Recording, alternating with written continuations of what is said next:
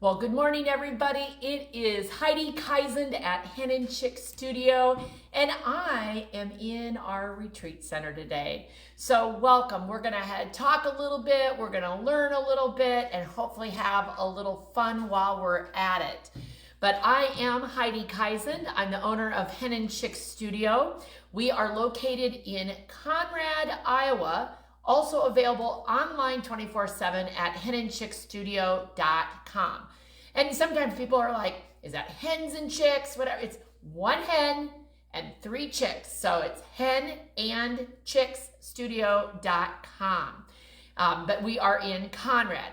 So downstairs in our store, we have a full brick and mortar retail business where we sell fabric and do all that kind of normal quilt shop stuff. And then up here is our fully equipped retreat center. What's behind me is the sleeping area. What's on the other side of me over here is the workspace. I'm at the cutting table, ironing tables here, kind of in the middle. And so it is a really fun place to stay and be creative. And we love having women join us to whether it's quilting, scrapbooking, or whatever it is that their craft is. So as always, I encourage you to put in the comments where you're watching from. One of the things that is so fun for me is to know that we are reaching coast to coast with our creativity here at Hen Chicks Studio. And lots of new people have been joining us because of our box step sew along. And that is why we are here this morning. And if you're like, box step sew along, what is that? Let me tell you. All right, so and I see people are jumping on. Very good, and thank you, Susan, for my hair. Just got it done. So feeling really fun and funky, right? What is the box step sew along?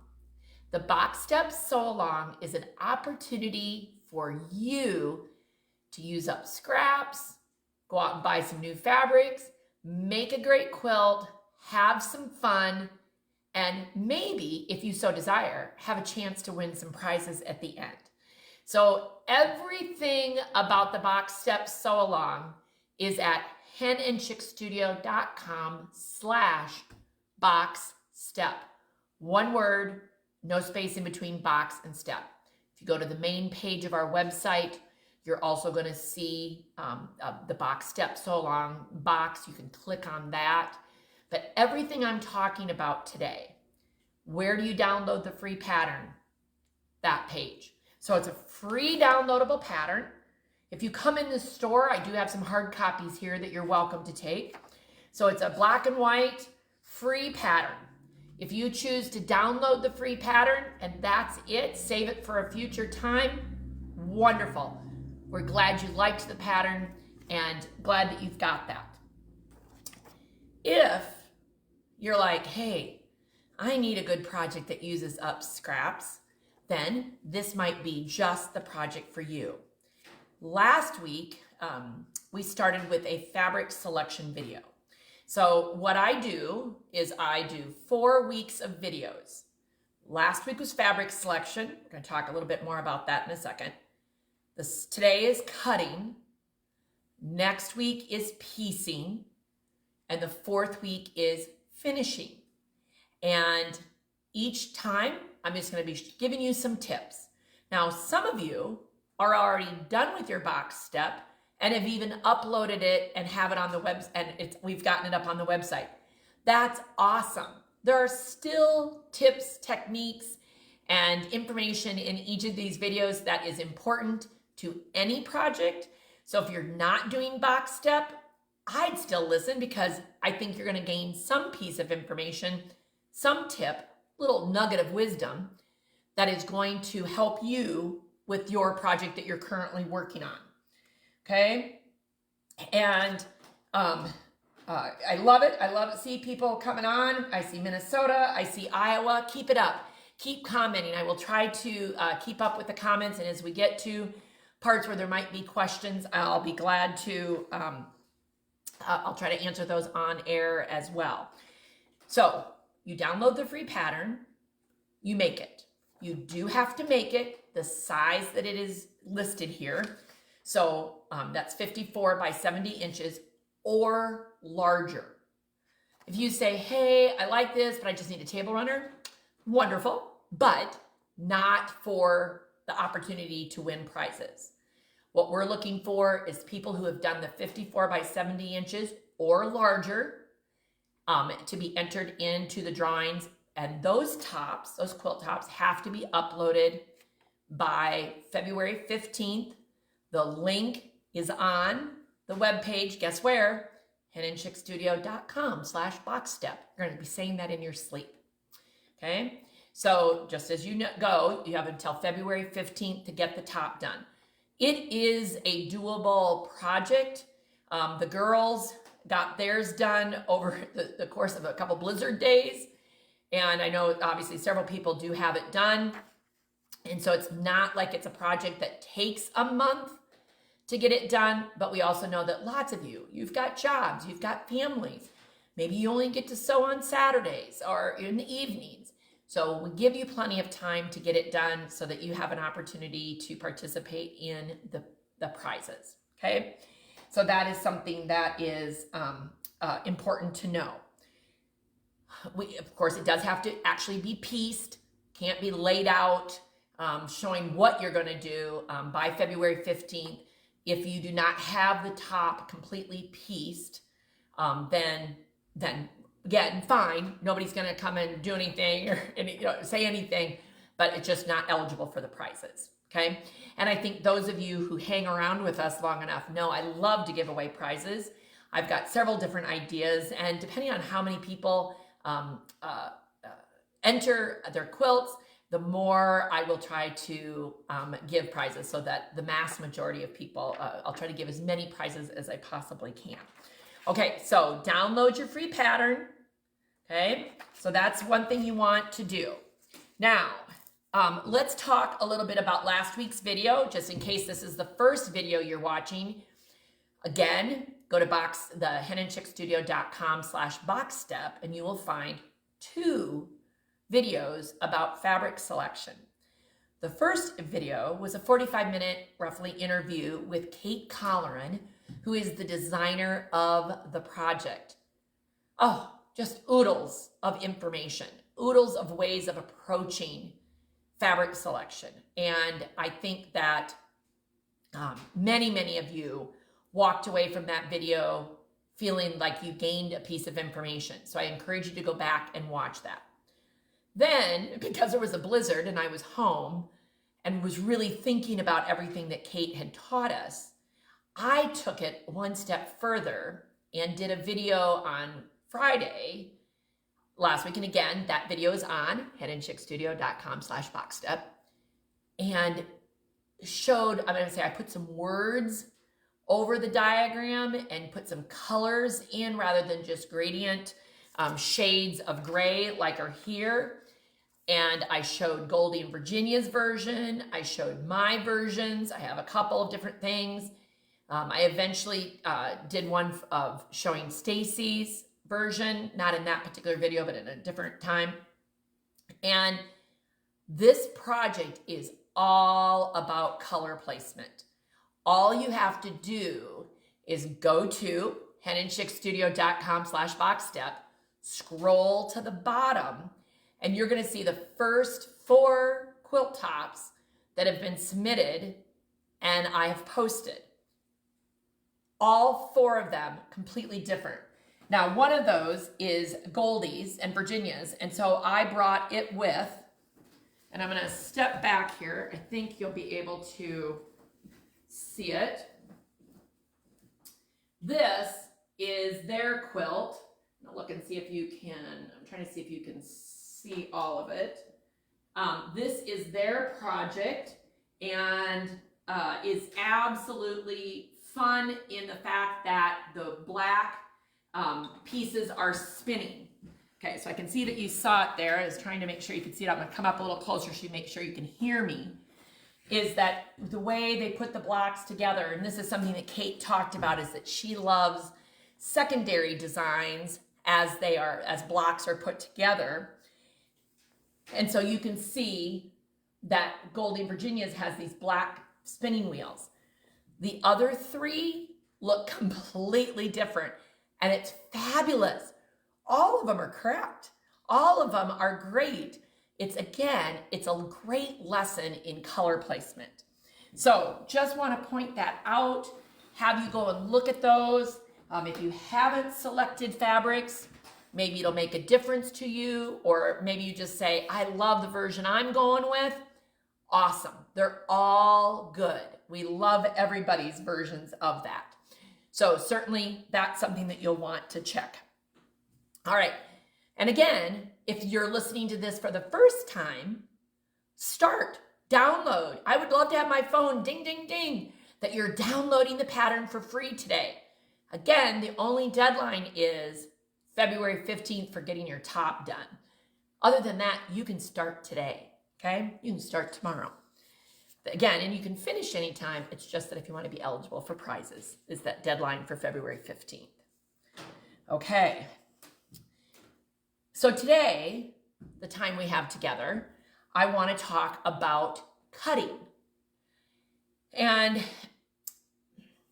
so often when we talk to a quilter, they're coming in with a quilt top that is done and has issues.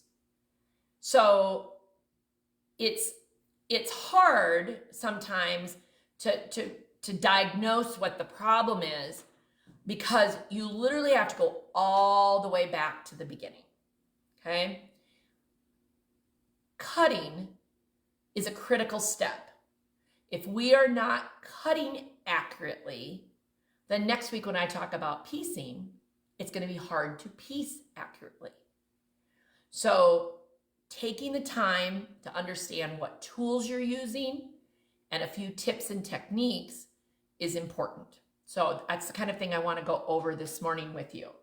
And good morning to everybody who continues to come on. I love it. And again, if you've got questions, you're welcome to type them into the comments. I will do my best to try to answer them as we go. Okay, so when it comes to cutting, first of all, do yourself a favor and get yourself a new rotary blade immediately. That would be the first thing I would tell you, because, and I was going to, here, I'm going to put up on the screen also the link for the box step. Oh, hold on. I forgot to put the thing in my computer. Hold on. Technology, it works as long as you have it all hooked up correctly. All right, let's try it again. There we go. Okay, there's the box step. So you've got that if you need the link. If you are not familiar with the Comment Sold technology, when I click on an item like that and it pulls it up and you can see it in the corner like a little icon, you can click on it. Now, in this particular case, it looks like it's $1 because the system doesn't like $0 items. Please know that when you get to our website, it is $0, and all you have to do is enter your email and phone number in order to get that particular product. But at least it puts it into your cart. If you really like an item you want to buy, you do have to follow through the whole process to actually purchase it. Just because you write sold 101 doesn't mean that it's yours. Even if it's free, you still have to go through the checkout process. Okay, so I just think of it as a great tool, an opportunity for me to put the product up on the screen that you're looking at. And then if you ever miss a live shopping session like this, you can always go back to our website, and under the tab Live Shopping, you'll see the replays, and it's wonderful because then you can actually scroll through the products that we showed, and very quickly you can say, oh, there it is. That's the one I want. And so anyway, it's got some good features for it, okay? And, okay, so tools. We want to, first of all, get a new blade, right? And so I'm putting those up here just to remind you that a new blade when we're cutting can really make the difference. in how you cut. The minute you get a nick in that blade and you start getting that one thread that isn't cutting, I'm telling you, it's not worth going very far without changing that blade. I know blades are expensive, but you will think you're cutting butter with a new blade compared to what you've got. You also have to watch the mats, right? And I didn't bring up any of the new mats that we've got downstairs, and I've got some Olfa ones on order as well. Mats eventually get grooves, and they are often two-sided, so sometimes you can flip them over and cut on the back side and get a little more life out of them. But again, sometimes it's the combination of a rotary mat that gets a nick in it that then causes you to have that same little thread catch and can just be a pain. So watch that. Are you always cutting on the exact same line? Could you move things over? We do this at the store all the time. If we constantly cut at 18 and 36, which you can imagine, we cut at those numbers a lot, it doesn't take very long and we get grooves and potentially even cut right through the mat eventually. So we'll cut at 20, start at 2 and cut at 20. We'll start at 20 and cut at 28, or 38, excuse me. So if you can adjust that, it's stickers like the ones that Gudrun Erla has for her stripology rulers, which we're going to show in a minute. They can, there's some on this ruler. I didn't bring up a pack, but there's some like little arrows and stuff. Maybe invest in some of those stickers if you do have some very specific grooves and you need to, move things over. Use those as a way of keeping track of where you're at.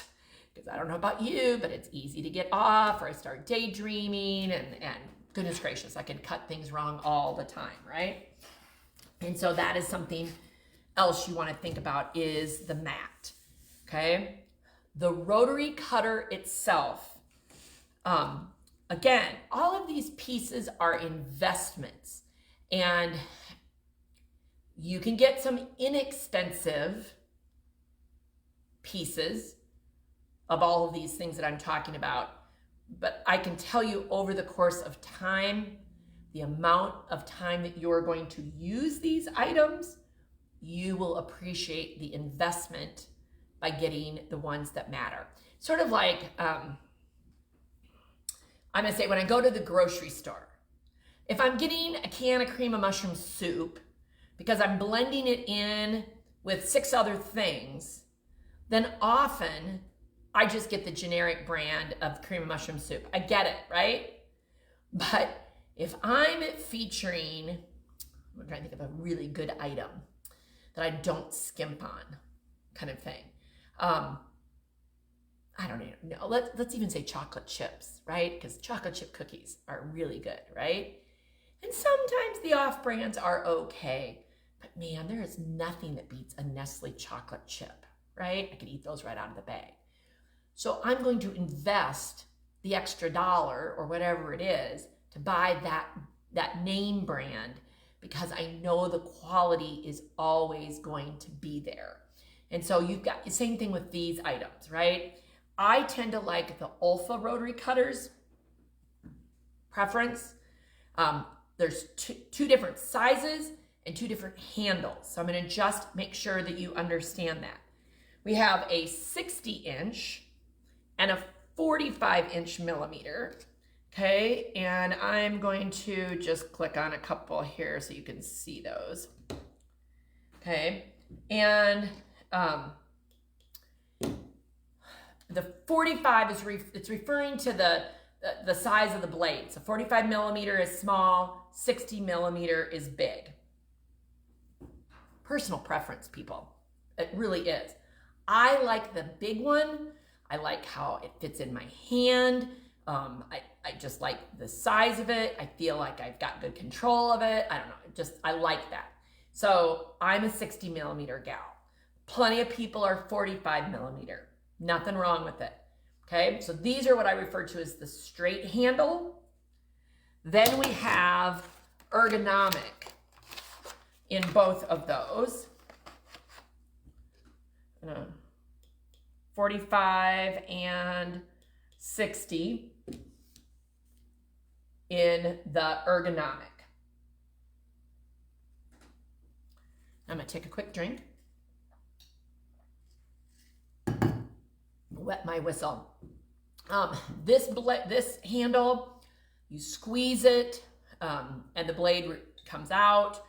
The little red button can lock it either out or in, kind of thing, versus this guy, you push the black piece up and down to expose or protect your blade. Okay, so again, totally personal preference. But I will tell you that even a good blade, a good rotary cutter, over the course of time can go bad. And the other day, I literally threw one away because we've used it so many years and the screws were coming out. It was wobbly. We're not cutting good if it's wobbly. And so I know Stacy prefers the ergonomic handle. I know I prefer the straight handle. So made sure we've got both of those so that our staff can use them. One of the biggest rules that I do talk about with rotary cutters is when you're not cutting, put your blade, retract it back in, whatever your rotary cutter blade is. I have seen way too many accidents occur because people leave a blade open, they walk away, they forgot they left it open, and all they did was touch it, and they can cut themselves. We do not need any trips to the ER, and so definitely want you to be very aware that get in the habit of, just like when you get in the car, at least I do. When I get in the car, the first thing I do is put my seatbelt on. First thing that I do after I cut is I pull the blade back, retract it back to cut, and I push it forward when I'm done before I lay it down. So that is something that I can't say enough. The rotary cutter blades will cut off your finger. It's not a lie. I'm sure many of you know somebody who's had the story of going to the ER. So just want to make sure that you start off on a good note and retract that blade back in and keep yourself, and especially then when we get to a retreat setting, like here at the retreat center, and you don't know who else is going to walk up and they don't know your habits, and if they didn't see that blade out, you could accidentally cut somebody else. So just want to really make sure that you are aware of that, okay?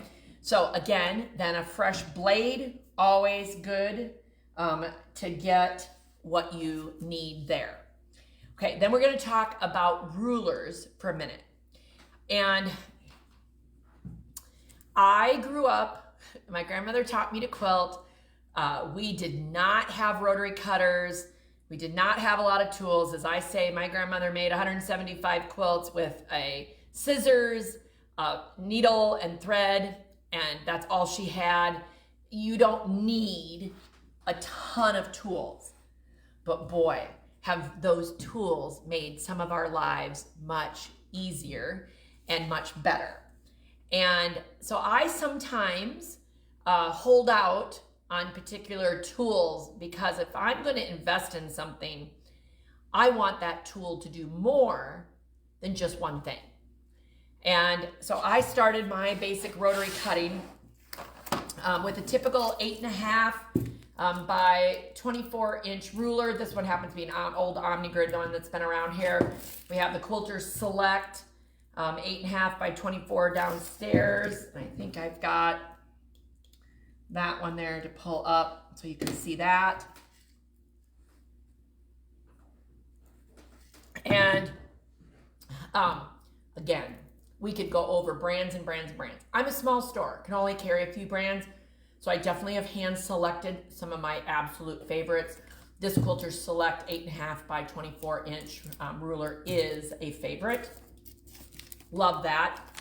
And I could cut everything we needed to cut with this. Could absolutely cut everything we needed. But if you've hung around with us here over the last couple of years, we absolutely love the Stripology rulers and how it speeds up our cutting and the efficiency and the accuracy of how we cut. That's very, very exciting. And so Gudrun Erla is the designer of those rulers. And one of the reasons why, I'm warm up here. I'm gonna take off my sweater here. I'll be cold in 5 minutes and I'll put it back on. What I love about Gudrun Erla and GE Designs is that she supports her products. So when I tell people the prices of the rulers, I often get that look of like, ooh, but I'm telling you, she has videos, she has patterns, she has books, she has tips, she has clubs. If you do love the Stripology rulers, you will be able to do a lot, absolutely a lot with them. And I was probably one of the last ones here to jump on the bandwagon, and part of me is like, and why was I waiting? And there's a couple different videos we've done online. I'll put a link up later. One of them is under the Inspire tab. I know that too. So, okay, so let's talk about the different rulers that she has at Creative Grids. Let's start with the XL. That's the big one. This is the big XL ruler. And the concept of the rulers is that there are slots and you are going to put your rotary cutter in the slots and you are gonna then slice your fabric that way.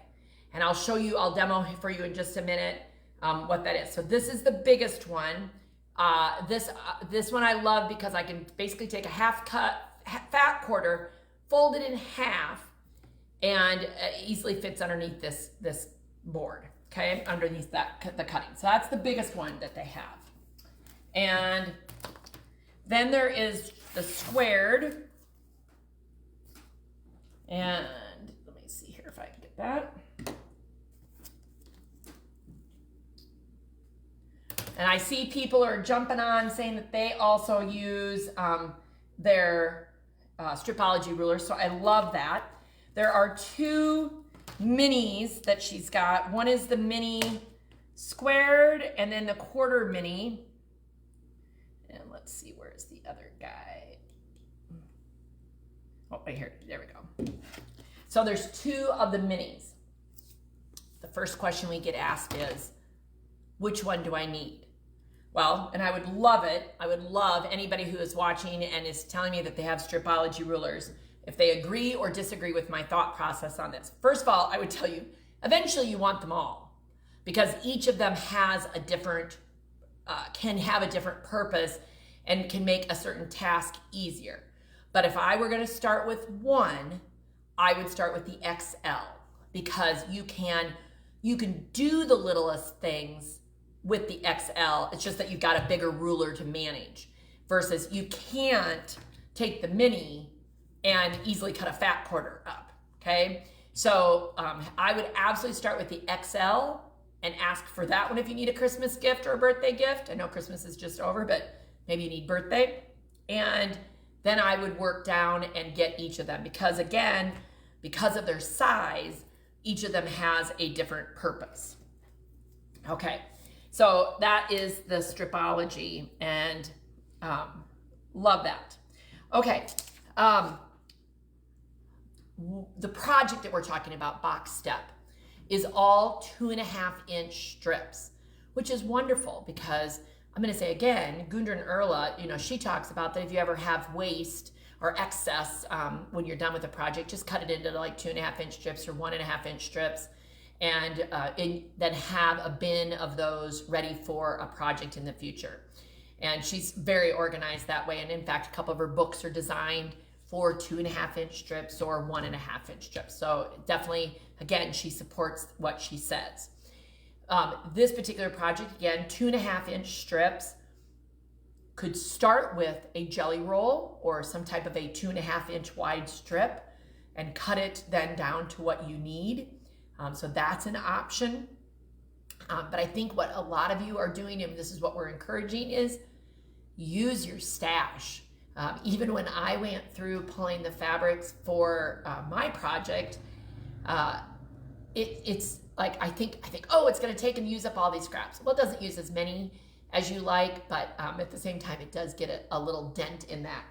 And I love, like Goldie and Virginia, this quilt has all scraps from previous projects.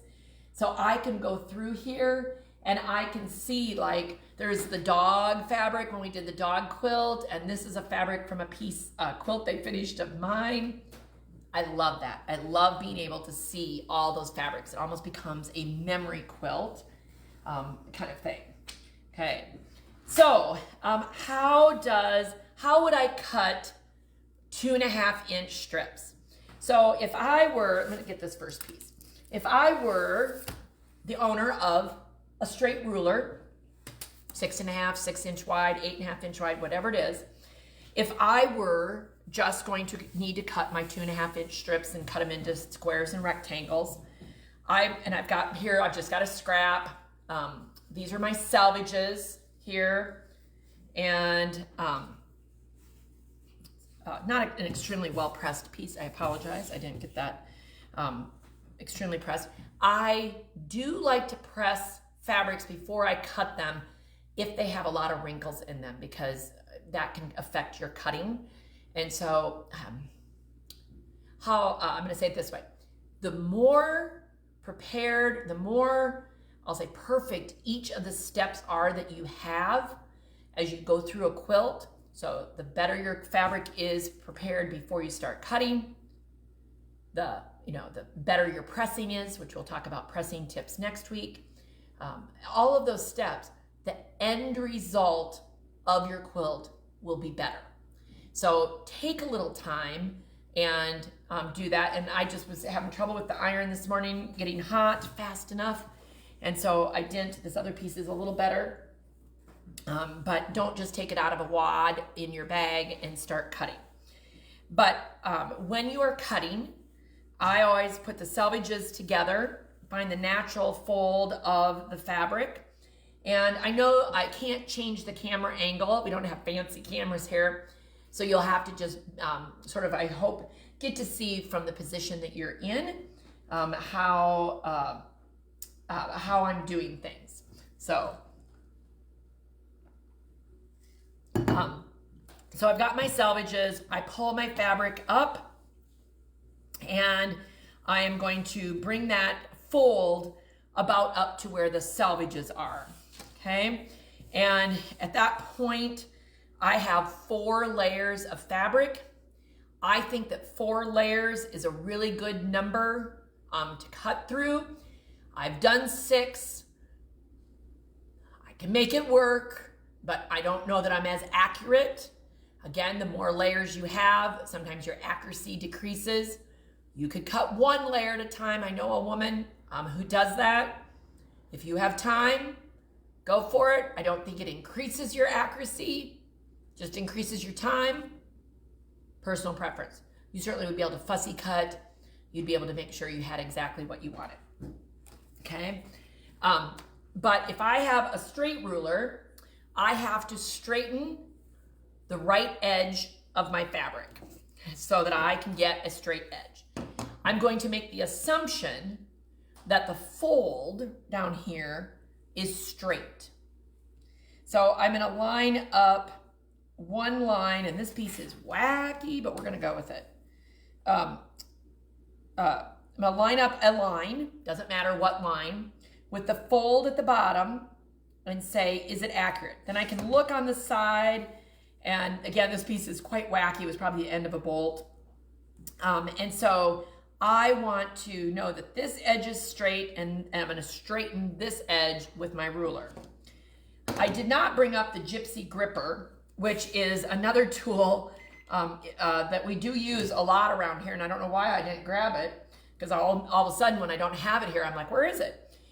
When you're putting your hand on the ruler to put pressure down, the gypsy gripper is like a handle.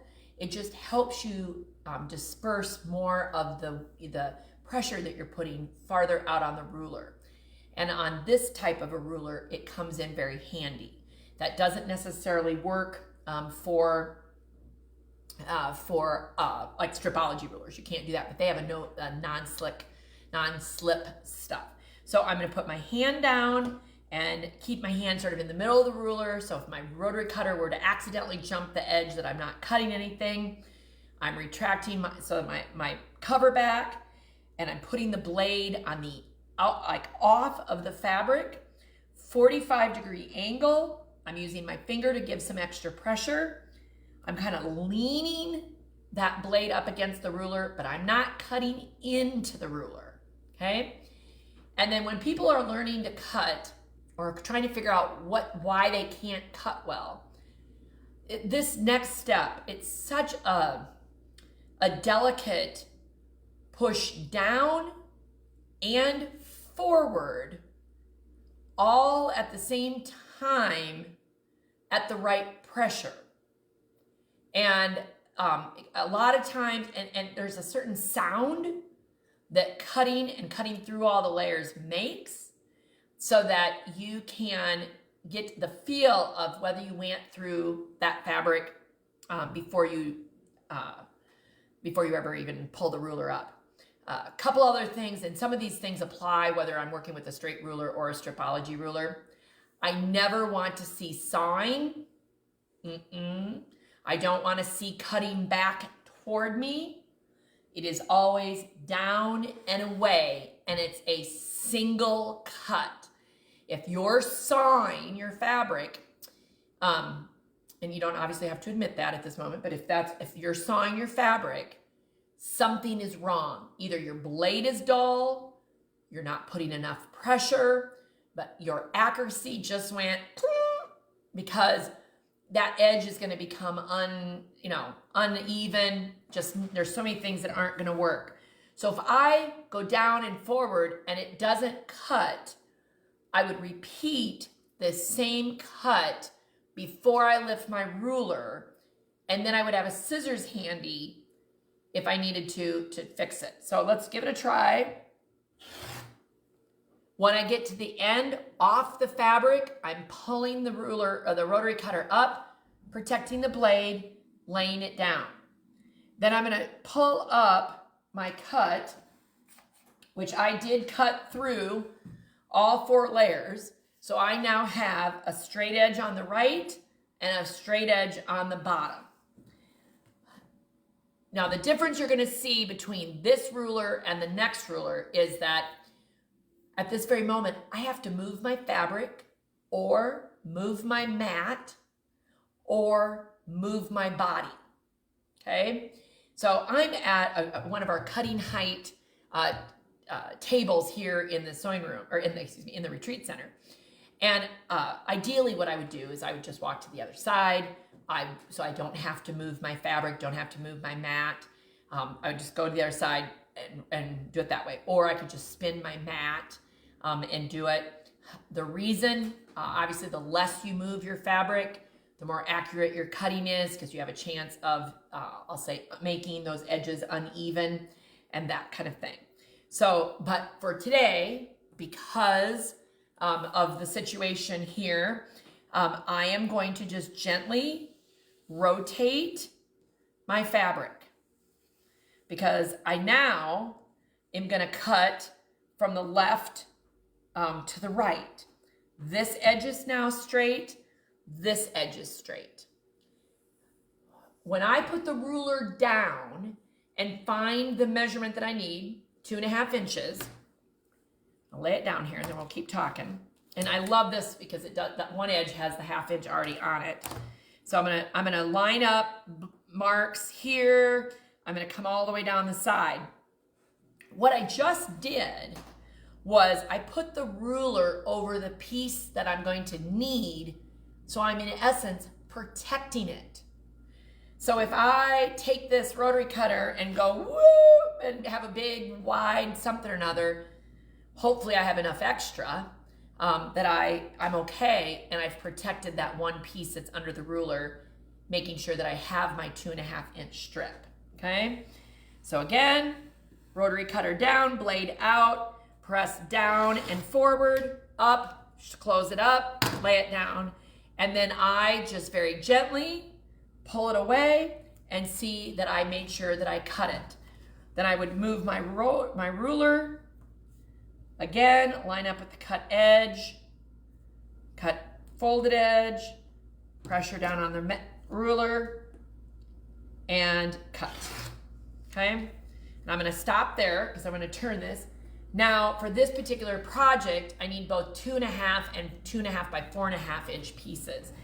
I'm going to take one strip, move it gently over there. Again, the less I move, the more accurate it is, but I have to do the same thing. Do I make a square edge from this end or that end? I typically, and I didn't do this, put the selvage to the right. I clean up the right-hand side, cut, waste. Now I've got 3 edges. But again, I have to rotate. Now I'll take my ruler down to the end and I'm gonna cut a 2.5 inch square, pull it apart, and now I'm gonna cut a 4.5 inch rectangle just to show you that I have now 4 2.5 inch and 2 by 4.5 by 4.5 inch rectangles. And you can see that I could continue to do that. But I have to do one strip at a time, okay? So I'm gonna lay that over here. And let's see, I feel like just like my sewing table at home, I have covered every inch of it. And isn't that funny how that happens?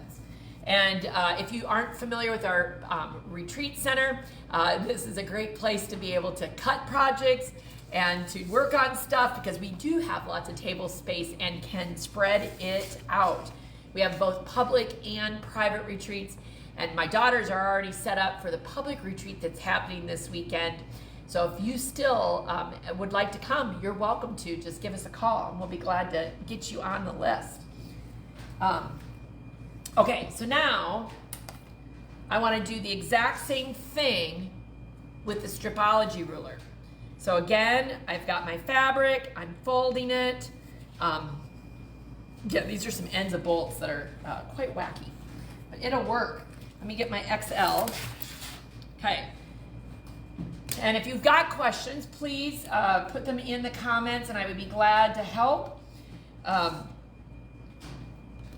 Again, now I've got this stripology ruler. She's got lots of marks. In fact, they're marked extra with a piece of tape. Obviously, whoever was using it was doing a little project. But the thing is that I'm gonna do that squaring up and continue to cut all in one swipe. So I have folded the fabric. I know about where that raw edge is. Again, trying to make sure I clear my space. I'm gonna lay the ruler down. I'm gonna still use my fold at the bottom to line it up with a line. I've got the 0 mark. I've made sure I've moved it over so that I would cut off all the wackiness on the left-hand side here.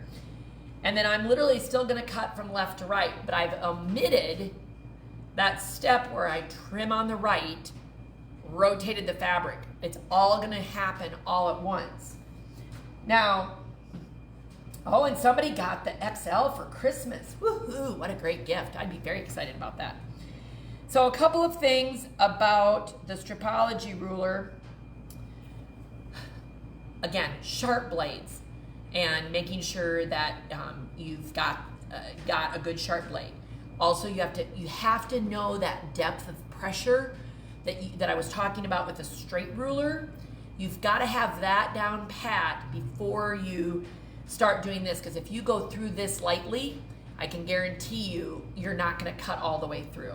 Okay? It has a no slip grip, so it's not going to move on you. So now I'm going to literally just put my fingers over on the edge here just to hold a little bit of pressure. I think you can still see. I tip the rotary cutter just a little to the side to slide it in that angle, and there's like a teardrop down here. Get it going straight, and then same thing, the pressure is down and forward. I can hear it, it's cutting. Then I'm gonna continue to cut my 2.5-inch strips. In, down, cut.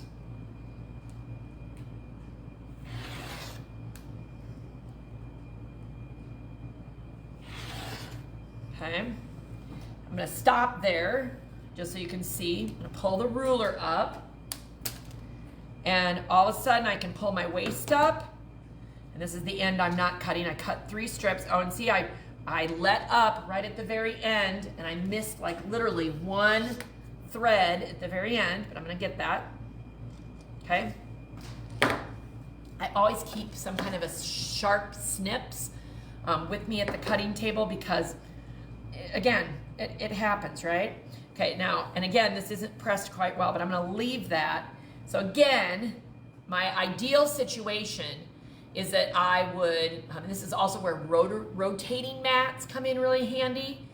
We've got a couple of those downstairs. They're wonderful, where I could just leave this on the mat, and they actually have a mechanism that they rotate. And so I move my body. Don't do any side cutting angles. Injuries, people. We don't want injuries, okay? But again, for demonstration purposes, I am going to just gently move this. I should have brought the rotating mat up. And I'm gonna leave all of those all side by side, okay? Because the beauty of this is, and like this weekend when I was cutting my box step, this just took me, I'll say minutes, because my table at home is small enough that I could literally walk around, move things. Now I'm gonna lay my 0 down here again. I know that top edge is straight. I know this bottom edge is straight. I technically know that I've used the fold. I could look in here and see the lines I've cut and that they've lined up. All of that is good. And now I can literally put my blade in, and I'm gonna do 2.5, then I'm gonna jump and I'm gonna do 4.5. So I gotta count 1, 2, 3, 4.5, this line, okay, pull it up, 2.5 by 4.5, 2.5 square, 2.5, 4, 2 by 4, 2.5 by 4.5, right there. It's how fast, waste, waste, waste. Obviously I could probably have cut some more, but for demonstration purposes, skipping that. And absolutely speeds up the whole process. Now I see a question from Minerva. Is it, do you think the cutting mat can dull your blades? Yes, absolutely. I think that the more the mats get used, and like I can tell this mat is still fine, but probably on the verge of needing to be replaced in the retreat center because they get used a lot, right? But all of your tools, they're not guaranteed to last forever. So, but that is how simple it can be to cut. But when you are accurate in that cutting step, it's going to make piecing next week very easy. And this particular project has a lot of matching seams. So if all of a sudden your seams are not, your pieces aren't accurate, it'll just be harder for you to put the final project together. Okay? Well, I certainly have taken a lot of your time this morning. Let me check my notes and just make sure. I'm looking for I want to make sure. Oh, and then just one more thing I did want to throw out is how to organize your strips. We have plastic containers that are 2.5 inches wide that hold 2.5-inch strips. So that is one thing that you could use to organize your pieces and your parts of your project. And the other thing, and I think Lori was using them, love the Jumbo Wonder Clips because they help hold pieces together. So there certainly are some tools out there for organizing your cut pieces. Some people use plastic bags and I mean all sorts of things that you can use, but making sure that you label what you've got and keep your pieces organized is as important too, so that when you go to sit down you don't pull the wrong pieces when it's time to sew. All right, well, I love that everybody that has joined us this morning. I love that everybody is having fun with Box Step. Share this with your friends, tell your friends about it. Send a link to your local quilt guild, whatever it is that you need to share that with your friends. But that henandchicksstudio.com/boxstep is absolutely the place to go to get your free download, and you'll watch all the videos, and including this one will be up there for replay soon. So until the next time I see you, whether that is unboxing or next Thursday, where we'll be talking about piecing and some of my favorite tools when it comes to piecing. We will discuss all of that then. Hope you've had a great day. Hope you're having fun with Box Step and look forward to seeing your version. Have a great day, everybody.